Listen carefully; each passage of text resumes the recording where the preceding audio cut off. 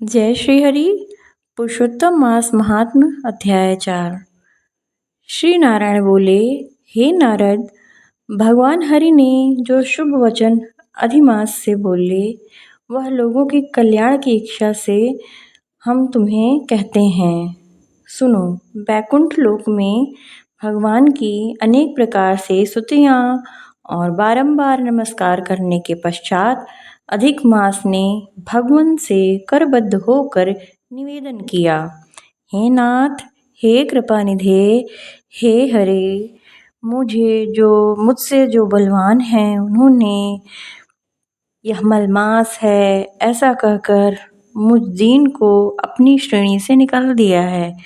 मैं आपकी शरण में हूँ। बलिष्ठ लोग मुझे मलमास कहते हैं और मेरा निरादर करते हैं। मुझे स्वामी रहित और मलिन कहकर शुभ कर्मों के निमित्त मेरा त्याज्य किया हुआ है। हे दीनवत्सल भगवान, कंस की कोपनी से जिस प्रकार आपने वसुदेव पत्नी देवकी को सुरक्षित किया था, आप वैसे ही मेरी रक्षा क्यों नहीं करते? हे दीन बंधु, आप मुझ शरणागत की रक्षा क्यों नहीं करते?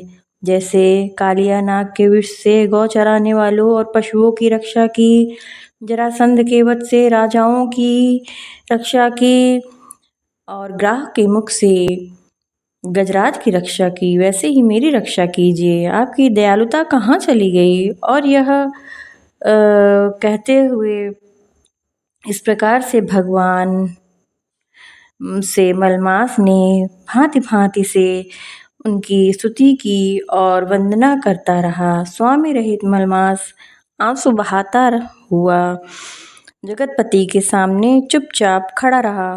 उसे रोते देख शीघ्र ही भगवान को दया आ गई। भगवान तो भक्तवत्सल है, दया निधान है।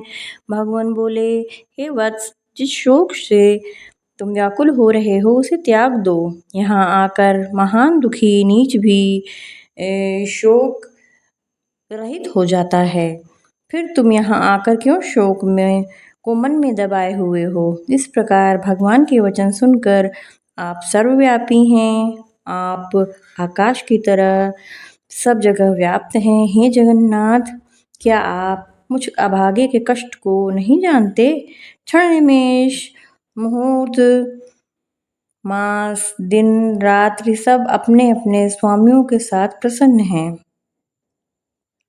मेरा कुछ नाम नहीं, मेरा कोई अधिपति स्वामी नहीं, सब मेरा निरादर करते हैं। मुझे मलिन, सर्वथा त्याज्य, ये अंधा है, गर्त में गिरने वाला है, ऐसा सब कहते रहते हैं। इस कारण मैं मरने की इच्छा करता हूँ। अब जीने की इच्छा बिल्कुल भी नहीं है। ऐसे जीवन से मर जाना ही अच्छा है। जो जल भी नहीं ग्रहण कर सकता, वह किस तरह से सो सकता है? हे प्रभु, इससे अधिक मुझे कुछ नहीं करना।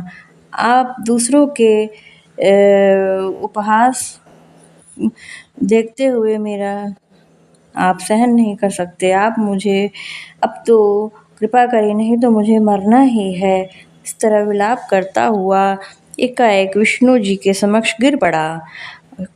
फिर विष्णु जी पास आए। यह दृश्य देखकर सभी लोग विस्मय हो गए। श्री नारायण उसे शांत करते हुए बोले, इससे आगे की श्रृंखला अब अगले अध्याय 5 में सुनेंगे। इति श्री बृहन्नारदी पुराणे पुरुषोत्तम मासे अधिक मासे वैकुंठ पदार्पण नामक चतुर्थ अध्याय समाप्तः। इस पुरुषोत्तम मास में दीपदान का भी बड़ा ही महत्व है। आप सभी दीपदान अवश्य करें। तुलसी के आगे, भगवान के आगे आकाश दीप अवश्य करें। आकाश दीप देखिए इस प्रकार से किया जाता है। सबसे ऊंचे स्थान पर आकाश को दीप दिखाते हुए उसे ऊंचे स्थान पर रख दिया जाता है। इसे आकाश दीप कहते हैं। जैसे कार्तिक में आकाश दीप का महत्व है, उसी प्रकार ज्येष्ठ मास में भी ब्रह्म मुहूर्त में आप आकाश दीपदान अवश्य करें। और संध्या को भी दीपदान तुलसी के वृक्ष के नीचे कल्प वृक्ष के नीचे, पीपल के नीचे, आंवले के वृक्ष के नीचे, केले के वृक्ष के नीचे, सभी पवित्र वृक्ष के, सभी धर्म पवित्र वृक्ष के नीचे आप सभी दीपदान करें। मंदिर जा सकते हैं तो मंदिर में भी भगवान के समक्ष